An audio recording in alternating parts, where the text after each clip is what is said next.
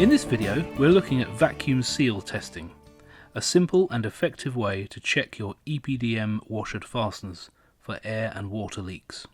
Incorrectly installed washered fasteners or damaged coatings can let moisture creep in, leading to leaks, corrosion and weakened performance. The vacuum seal tester is engineered to detect tiny air gaps, which often correlate with the reality of the risk of water ingress. This is the VT100 kit, including the main pump body, vacuum hose and nozzle bellows, sized for 15 or 19 or 29mm washers.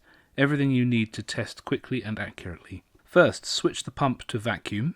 Secondly, clean the washer head area thoroughly. Moisture helps to get a solid seal.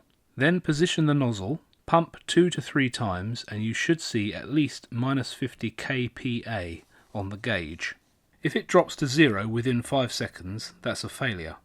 Retighten or replace the fastener and retest. Slow leakage past 5 seconds isn't necessarily a failure, but rapid loss likely is.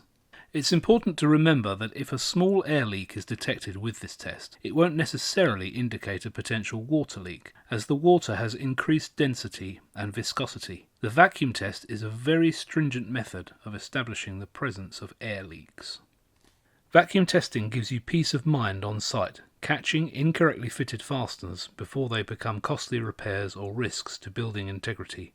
It's fast, reliable, and ideal for quality assurance during installation.